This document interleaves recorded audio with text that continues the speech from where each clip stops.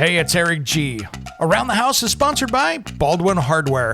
For 75 years, Baldwin Hardware has been known for its first-class quality and craftsmanship in door and cabinetry hardware. As an alumnus of the Baldwin Hardware Design Council, I can say I have seen the details and quality from design to the finished product. If you're looking for a new style and old-world craftsmanship, I can tell you there is only one Baldwin Hardware.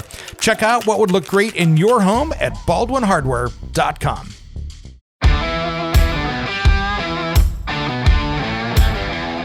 It's Around the House. 2019, I got, really deep back into forging again because, my business was doing all right without me. And then I met my business partner, Ron Cormier.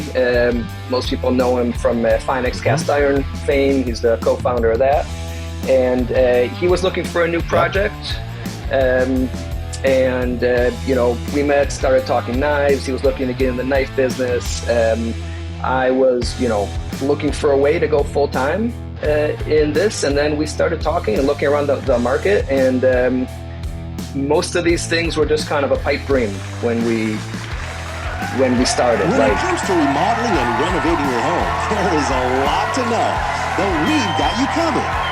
This is Around the House. Welcome to the Around the House show. This is where we talk everything around your home every single week. Thanks for joining us today. We're going a little bit of a different direction today, which is so exciting to me. Eytan Zias from STEELPORT Knife. Welcome to Around the House, brother. Thank you. Good to see you. Good to see you, man. And you guys got my attention because I like tools and I like well-crafted stuff. And I saw what you guys are making here in the U.S. and quite frankly, it's close to my house. Convenient, but dude, beautiful, beautiful kitchen knives. Thank you. Yeah, appreciate it. Yeah, we're doing things a little bit differently. That kind of started with the question of why isn't anybody making this kind of knife in the U.S. and then trying to bring it back here. Absolutely. I mean, and I saw in a news story that you guys are actually, shipping knives over to Japan. And so when a U.S. company is shipping U.S. made knives over to Japan, that's something different. Yeah, that's a big feather in our cap. We've been, I, like a lot of other people, have been obsessed with Japanese knives for, 20 plus years now. And just to have knives go that way, it's pretty amazing. It's like if we were making prosciutto and sending it to Italy and it was well received. So perfect example. And you guys are doing it well. And let's dive into it because I know there's a lot of people out there that are going, what are you guys talking about with this STEELPORT thing? Let's talk about how you guys craft this stuff because then we'll get into kind of your background here as well. But these knives, and I've held them in my hand when I came down to visit you in the shop, and that is beautiful. It is not just something pretty to put on the wall. It is something that is so finely crafted and balanced. It's gorgeous too. Well, yeah, thanks again. But yeah, we're definitely about both. We like a knife to be good looking and, well made, but we're all about the function side of it. So STEELPORT, we're on a mission to reintroduce people to carbon steel knife and traditional knife making. So two things that just we think we should never have strayed from. We can make really good knives in the U.S. We're really good at making folding knives and hunting knives and tactical stuff, but no one seemed to really care about kitchen knives. And everybody is just making them overseas. Most of what people think are U.S. made knives are actually made in China, and everything is just dominated by the Japanese now. Before that, it was the Germans. So yeah, we are rare in the fact that we are actually forging carbon steel knives from rod stock. So the main reason to forge a knife is for strength, controlling the grain, and making a knife that is all one solid piece where you don't have to use any pins. There's no weak spots. There's no, soldering and welding and any of that stuff. So, so we're making a knife at 52-100 rod steel, forged into a solid piece construction, integral bolster, integral end cap, differential heat treat on it, which is a very unique feature to us because it has to be done one by one. So none of the companies are willing to do that kind of work. But yeah, there's 65 Rockwell on the edge, which is, not only harder than any other American knife out there, but it, exceeds most of the Japanese stuff and the manufacturer's specs for the steel. But nice. yeah, so our goal here is just to make a knife that is, very sharpenable, holds an edge for a long time, and is still durable, which are all kind of competing ideals there. Well, I love that you guys have that that dual heat treatment on that knife blade because, knives, anybody that's watched like the Forged in Fire series and all that stuff out there, you have that fine line that you're walking between something that is super hard and brittle and soft and doesn't hold an edge. Yep. Absolutely, yeah. And you have, so a lot of people like the German style knives because they're just tanks, you can, split a chicken with them and then go about your business. But they're thick, soft blades and they wedge and they don't cut well and they don't hold well. And there's, they don't function well except for durability. And then you have the Japanese knives, which are just laser thin, super hard, sharpenable, hold an edge, but will chip if you just look at them wrong. So in I've the done US, that to mine. we've been, I've one. Yeah. Yep. Oh yeah. I've been a professional knife sharpener for the past 15 years and I've seen every type of damage on a knife on a daily basis. So, so that's kind of where, that's a lot of where this knowledge comes from. But yeah, we've been making, we think better knives in the US than a lot of these other countries because we didn't have this tradition that we're stuck to. So in the US, we're able to just learn and take the best attributes of all these different traditions and performance aspects, and we're able to combine them into one. The problem is people, we make excellent knives here, but they're all made by individual custom makers who can produce 1 or 2 knives a week, maybe, big waiting list, big, price tags too. So the idea is how to take that American tradition and make it more just kind of streamline the process without cutting any corners. Our tagline is craftsmanship without compromise, and we hold very true to that. So without cutting corners, how can we just make the process better, faster, and get the same result just in a larger format? And surprisingly, we still do that with a very small team. There's about We are under, there's under 10 in the company. There's about 5 of us on the actual workshop floor. So it's pretty, if I may say so myself, I'm pretty impressed with our output, for this small team. No kidding. Yeah. You guys are doing great over there. And what's beautiful too, is that I love the finish you put on the knives because so many people are used to seeing, this polished, the Japanese style, which are just super polished, and then you have the German style, which is a little bit different. And I love with the carbon steel, the patina you guys put on it from the factory. Yeah, so there's a few reasons for that. So, patina is an interesting subject, right? Some people, it's something that they just put up with, right? In order to get the benefits out of using carbon steel. For some people, it is their main reason to use carbon steel. I've had people that buy it just because they like the way it patinas. The reason we patina our blades is there's a couple of reasons. So, carbon steel, the reason we strayed away from carbon steel about 50 years ago is because it is more reactive. So it'll rust easier and it will stain easier if you neglect your knife. So patina happens naturally. Based on what you cut, where you cut, proteins will turn it more like blues and purples. Acidic stuff and vegetables are more like grays and blacks. Whether or not you like patina, it will happen. It's a necessary, healthy part of using a carbon steel knife. So we do 2 things to make the knife less reactive. And one is we put a full polish on our blade before patina. So if your blade is polished and there is there's basically less room for any moisture to sit in. And that makes it a lot easier to keep up with. And then we pre-patina it, and all we do is we just soak it in hot coffee. And that brings out that color. So we're trying to use as many natural ingredients as we can. We're trying to stay away from the harmful chemicals. Normally I would use ferric chloride when I was etching a knife. But we tried everything here.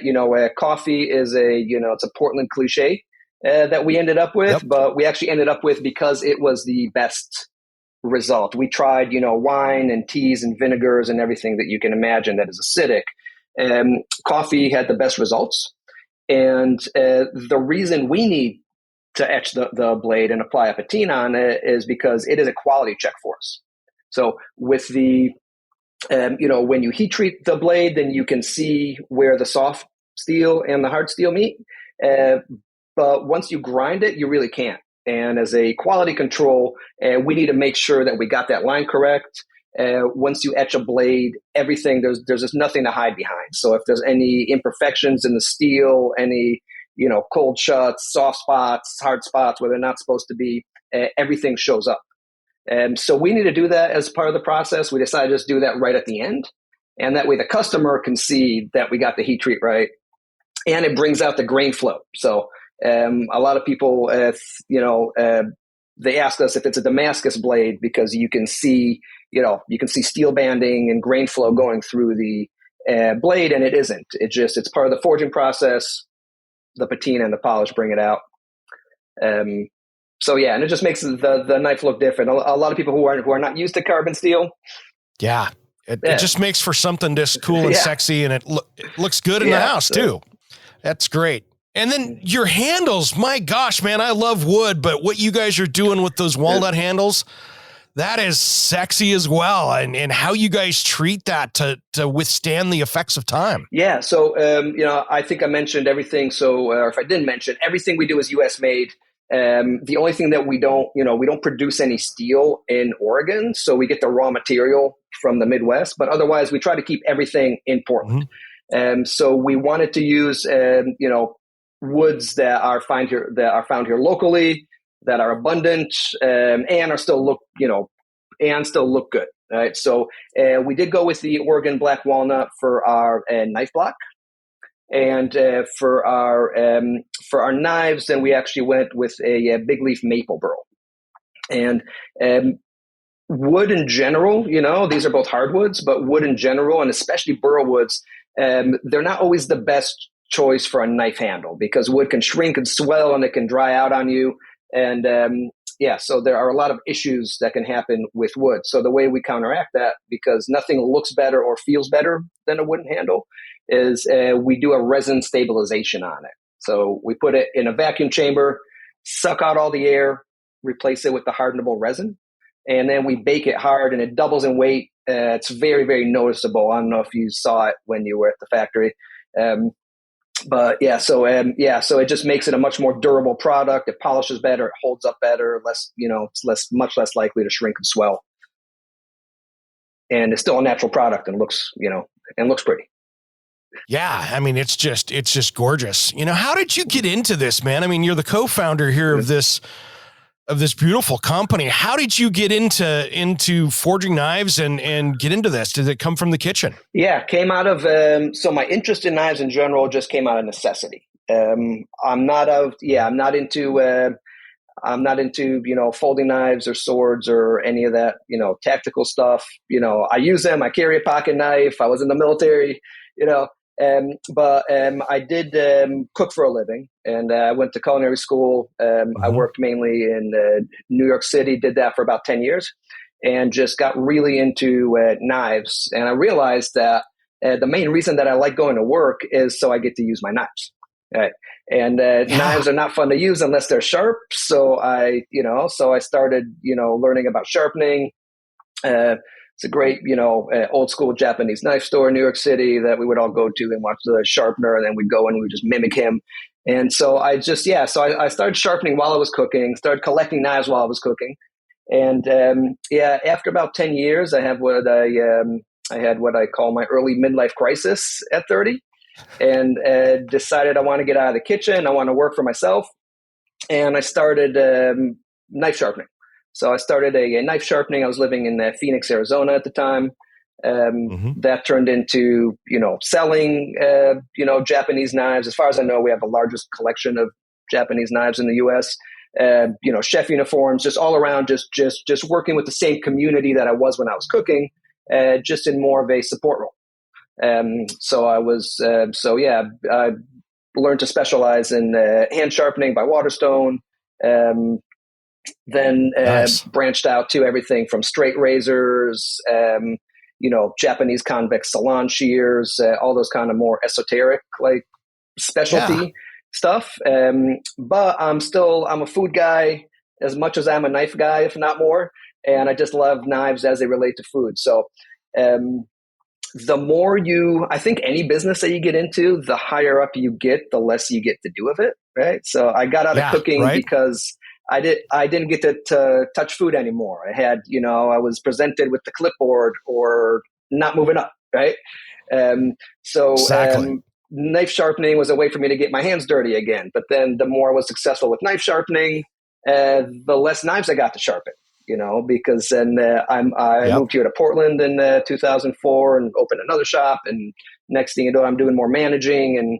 And so I didn't get to sharpen as much. So I've been forging on the side as a hobby for about 10 years and always had the dream of going full time. But nice.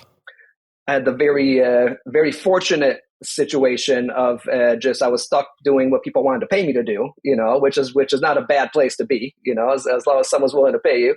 But yeah, so I always wanted to, make more knives and do that more. And it was just a way for me to blow off some steam. And 2019, I got, really deep back into forging again because, my business was doing all right without me. And then I met my business partner, Ron Cormier. Most people know him from Finex Cast Iron fame. He's the co-founder of that. And he was looking for a new project. We met, started talking knives. He was looking to get in the knife business. I was, looking for a way to go full time in this. And then we started talking and looking around the market. And most of these things were just kind of a pipe dream when we started. Like, can we pull off, an integral bolstered forged knife on this, on this level, the differential heat treatment, like it was just like, can we do it? Can we figure out how to do this? But yeah, so it was just, again, I'm, as you can tell, I'm kind of a talker. But I've been holding a knife in my hand for 25 years, and I feel like everything is just kind of led up to this, and this is the end result. Yeah. So this seems to be just the natural ending point. Yeah, it's great. And think about this. I mean, I sit here and look at this and go, you guys started in 2019. It's still the end of 2022, and you guys are just at the infancy in doing such huge things out there. It's fascinating to me to see how new and how far you've come already. I'm as surprised as anybody. Let me tell you, and not even 2019. We met in early 2020, and this was started as a pandemic hobby. But yeah, I mean, I've been trying to get into the New York Times food section. That's been like it's been on my bucket list for 15 years. And now we've just been in it 3 times in 1 year, 2 different journalists. Yeah, I mean, you name it. So we've been, I'm as surprised as anybody. I mean, we've been, working our butts off. So, I'm just glad it's well received, and we're just trying to keep up at this point. Oh yeah.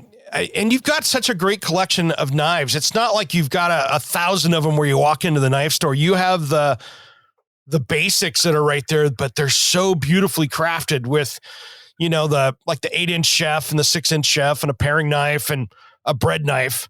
And then that beautiful slicing knife. Oh my gosh. That's the one for you, huh? Oh, that thing is amazing, man. That's that. I just see like hitting a roast with that. I'm in, I'm in with that. Right on. I get it. Yeah. Believe me, I get it. Yeah. We didn't want to have any, again, we're pretty limited as far as, staff and production capacity. And we just didn't want to waste time on just a million different knives. When you go and you buy a knife block somewhere, there's always knives that you don't need in there. You might be missing knives that you do need. And, there's no reason to have, there's, 3 different size paring knives in there and, 3 different size slicers and like nobody needs that. Right. So, we just looked at what are the core knives.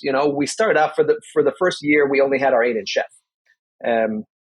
Because that is the most important knife. So that's our flagship. That's what we want to launch with. And then we looked at, okay, what are the other, what are the basics that you need? Like, what are the knives that you can do everything with? So we ended up with our 5-piece set. I think my favorite knife is actually the bread knife. Because I've never seen anything like it. People don't respect the bread knife. Yeah. People don't respect the bread knife. People don't realize that an edge is an edge. It still needs to have the same aspects, it still has to just be, sharpenable and, hard steel and everything that you're looking in any other knife. So I feel like people, the people who know how to make this type of knife aren't able to do the serration. And the people who can do the serration are not able to make this kind of bread knife. So it's just something that you just don't see, or the people who have the skills just don't care enough to do it. So I think, the bread knives turned out to be my favorite just because it's the most unique in the bunch. And it's something that, that edge you put on thing, that edge is beautiful. Thank you. Yeah, it's definitely functional. So we chose a wavy serration pattern as opposed to your pointy serration. So it cuts hard stuff just as well as any pointy serration, but it can also cut more gentle items, right? So if we're talking about bread, it'll cut your crustiest sourdough or your, softest brioche, right? Or fava. And so it's less crumb, and then it's more gentle on your cutting board. And then if you use it as something more all purpose, we have a lot of barbecue guys that buy the slicer because it's great for brisket. If you have a properly, smoked brisket that has that hard bark on the outside, really juicy on the inside, really hard bark. If you have a fine edge, it just slides on there, right? So you're looking for something that can get through that bark, but is not going to destroy all the meat inside. So again, that's where the wavy serration comes in. So we found a lot of bakers, a lot of barbecue guys, Brilliant. just people like me who I don't bake at home, but I eat a lot of bread. So same here, man. My wife bakes, I barbecue. We do a lot of bread here because she's Italian, so that's just how that works. That's how that works. But I love woodworking as well, man. And you guys built that knife block is sexy. I'm using sexy a lot in this talk, but it is. And I've got this dark Japanese style block that has 1,000 pieces for 1,000 knives I'll never own, but this actually puts it on display and makes it where you can actually use it without hurting the edge. And same care went into the knife block that did into our knives. So again, everything's US made, local wood. And it is, some would say, overbuilt. It is a 15-pound knife block. It is a pretty serious, piece of equipment, but it's not something that you carry around with you. So we felt fine with that. So it has, again, we think it looks good and it showcases your knives, right? If you have knives that you don't want to hide, that's a good block for that. But mainly the functional aspect is because of the fold on the steel. It's an easel style block, and the fold in the back, it just allows you to just reach in and grab the knife naturally. And it's not restrictive like other blocks. So most blocks that you get, they're, if your blade is a little too wide or a little too long, or you have, let's say you have all chef knives. Blocks are always made. You have your one slot for the paring knife and your one slot for this, and maybe one, 2 chef knives that you can put in there. So this, you can put everything. I mean, you can put, 20 paring knives or 3 Chinese cleavers, right? It's up to you. Yep.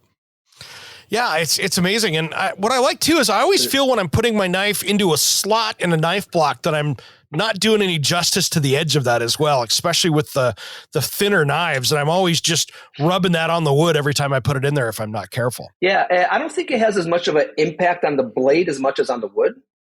So we see a lot of old knife blocks. So that is a very common, technically it is 100% true, right? The more your edge touches something, then the more it's going to dull. If you have a good edge and a good knife, then it's not going to have as much of an impact on it. we do see, just like taking a couple extra, slices on your board. We do see knife blocks with a lot of just cut marks and wear marks going through the wood. So it's actually, I feel like it's almost more destructive on your block than it is on your knife.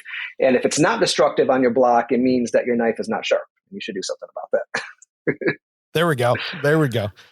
And let's talk knife sharpening for a second here, just to get a little off subject of what you guys are building.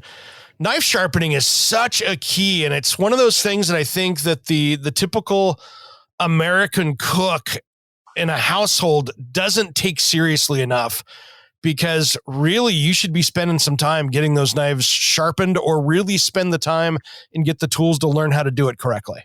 Yeah, I mean, I think it's a skill that we all used to have and we lost. I talked to a lot of people that have that story. It's like, oh yeah, my dad or my grandfather, like everybody has some old timer in their family that used to do the sharpening and now is not around or can't do it anymore. But it seems like, that generation knew how to do it and recognized the value. And again, I also have a couple of, knife sharpening businesses. I talk to people that they come in with 3 full sets of knives that they bought before they realized that they can get their knife sharpened even. Like, I'm not even joking about that. They come in and they're like, oh yeah, well, I bought this set and I used it until it got dull. And then I bought this set. And then when I bought my 3rd set, somebody says, why didn't you just get them sharpened? Right. So we see a lot of that. That's funny. See a lot of what I call shame sharpening around the holidays, where if people come in and like, oh yeah, my daughter's coming to visit or my dad's coming over, and they always make fun of my knives, so I need to get these sharpened so I don't have to hear about it, type of thing.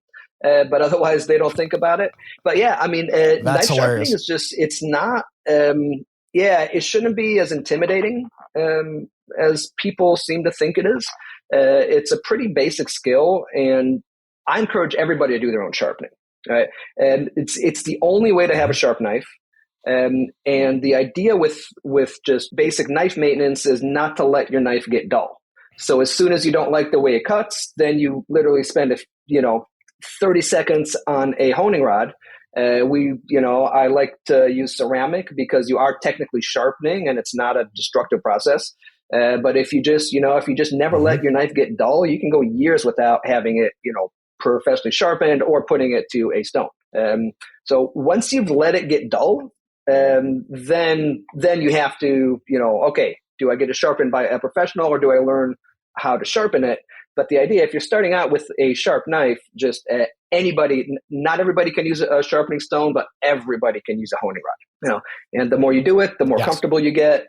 You don't have to, like people are like, okay, this knife's supposed to have a 16-degree edge or something. And they're so intimidated by hitting that 16-degree edge. No, it doesn't matter if you're at 14 or if you're at 17, the knife is going to take on your angles. And then you don't have to think about it again because those are your angles. You're just going to go to them naturally. I mean, stay away from any gadgets. Let me put that out there. Don't buy any of those draw-through machines, any of those, chef's choice style electric grinders. Even if they cost, $150, it doesn't mean that they're good. No. Yep. They're just, they're very destructive. Very, very destructive. I like to say that they don't benefit anybody but the person that sold it to you. And that's only financially. So really bad for knives. Yeah, really.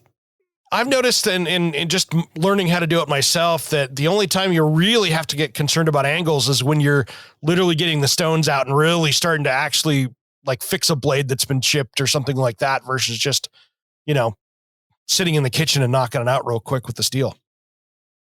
Yeah, if you're using coarse stones or anything super abrasive, then you definitely have to be careful. You have to know what you're doing.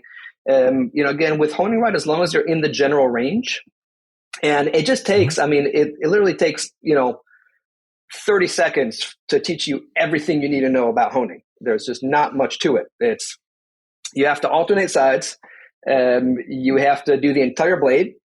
And you have to be in the general range and consistent with your angle, And the problems that we see is, for some reason, I think if you do one of those man on the street type interviews, if you ask somebody what angle a knife has, most people say 45 degrees. And I don't know where that came from. I think it might be the combined angle, both sides on a European style knife, but 45 degrees is just, it is way too big an angle for anything besides a meat cleaver or an axe. Those are the only things that get to 45 degrees. Yeah. So if you have a knife, that is going to be in the 15, 20 degree, range, if you do put that 45 degree on it, you're basically just dulling it every time, or you're putting a very, very temporary edge on it. So that's why I always say, as long as you're in that general range, right? If you stay in that, if you don't go over your 20 degrees, 25 degrees for your thickest, German style knives, then yeah, you'll be fine. And you're not doing any damage that can't be fixed. Right. So worst thing that you can do is you put the wrong angle, you take the edge off your knife, and then you go and pay $5 to have it sharpened, and you're back in business. There you go. Yeah, very crucial skill. Man, it is. It is. I can't let you go too here without talking about those wood sheaths you guys made for your knives. This is probably the most amazing thing I've seen in knives in recent history out of any company in the world that I've seen, of how you've built these. There is nothing more well thought out than this. I was so stunned when I saw this down at your showroom factory there. Oh, right on. Yeah. So that is, so I guess in full disclosure, that is, a sheath style that we did adapt from the Japanese, right? But we just made some improvements on it. So, we talked about knife blocks. Your knife has to be protected, right? So whether it's a wood covered magnet, a traditional style block, an in drawer, something, it definitely you have to protect the edge so it doesn't knock into anything else. It doesn't cut you. There's a million reasons to do that. Not everybody wants a knife block. Not everybody has a use for a knife block. If you're a minimalist, you just have a couple of knives, you might just want to throw a sheath on them and put them in the drawer. Or if you're, cook for a living and you take your knives with you back and forth every day, then they definitely need to be covered, because those knife rolls that you see the chefs with, they're not cut proof. They're just for carrying the knives. So you still have to protect that. We decided to go with the wooden sheath, which is, basically a Japanese style saya cover, but with a couple of improvements. So one, we used, we still use maple. We use Oregon maple for it. And what we do is to keep it looking, to make it look a little bit better, but also keep it looking cleaner, is we toast the maple. It's a caramelized maple. So it looks like walnut, but it isn't. It's a toasted maple on it. And then I guess the main thing is with the Japanese style sayas, you have a retention pin. And the first thing you're going to lose in your life is a retention pin from your sheath. I mean, I know cooks that have gone through 20 of them, right? And they get sick of buying replacement pins. They put safety pins and, cut pieces off chopsticks and put that in there. And so what we did is we have a magnet that holds the sheath on your knife, and it's recessed and it's on the spine. So it's never going to come into contact with your knife. It's not going to, scuff it or anything.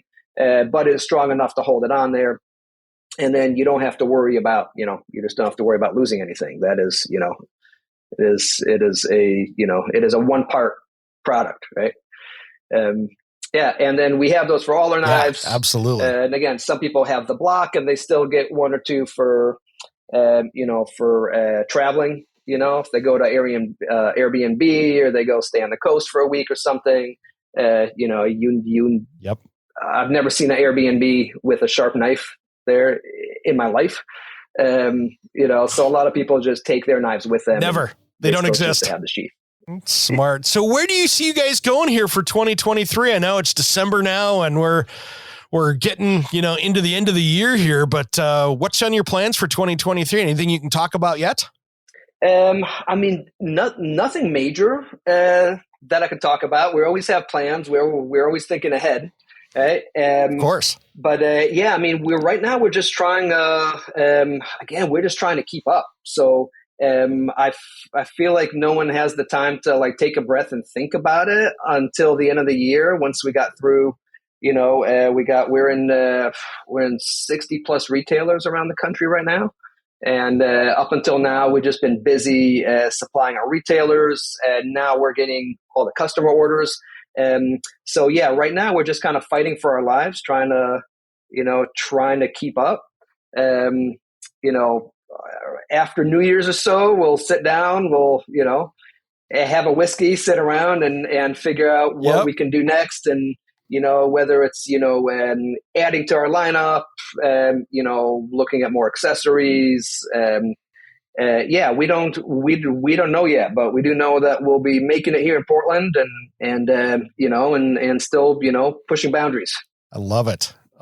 So if someone's going to go out and buy your knives, of course they can go to your website, which is, the STEELPORTKnife.com, but what kind of retailers across, because we've got people all across the country listening to this and just about every market out there, where can people find your beautiful knives? So I would recommend, if you want to buy in person, and that's, I do recommend that because, all our knives are slightly different. Burl woods are, no two are the same. We have handles that come from the same tree that don't look like the same species even, so they're all unique. They're all different. You never know what's going to speak to you. If you have your, the heat treatment, the temper line looks slightly different. So if you want to pick out your own knife, and if you're able to, go see one of our retailers and just go on our website. Under retailers, there's a map, and it'll give you a whole list. We're at all the good specialty knife shops, I would say, around the country. Nice. And then we also have a national retailer with Sur La Table. So if you don't have a specialty store, you might have a Sur La Table. We're not at all their stores. We're at all their A stores, though. But again, if you go on the list and just put in your zip code, then that'll tell you. You're able to buy direct from us. And if you're in Portland, then we have open hours 6 days a week now at the factory. We're in Northeast Portland, 36 in Sandy. But if you go on STEELPORTKnife.com, it'll tell you all the info. We have a lot of events that we do too with partners that we like. We bring in Finex and Western Whiskey and Granford Brewing and a lot of other Portland makers that we like. So you'll find events on that. Sharpening classes. If you just go on their website, there's a lot of info. If you just want to learn more about knives in general, forging, heat treat, we have a blog section. And if you're local, come see us. We like talking to knife people and food people. You can see, you guys are just making knives, man. There's no big dog and pony show. You're just making knives down there and for everybody to see. So I love it. Thank you. Yeah, it was good having you down there, and come see us again too. And if you need help with your knife sharpening. All right, man. Thanks for coming on the show today. Everybody head over to STEELPORTKnife.com. Take a look at it. Get these things in your hands, because I tell you what, you won't be disappointed. I'm Eric G., and you've been listening to Around the House.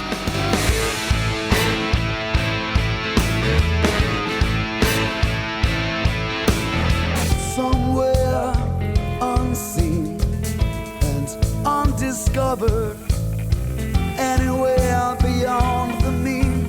Life is a love song, let's be lovers. We're all over the radio. Take my hand, I know where to go. All over the radio with you. Hey, it's Eric G. from Around the House. Are you planning a decking or siding project this year?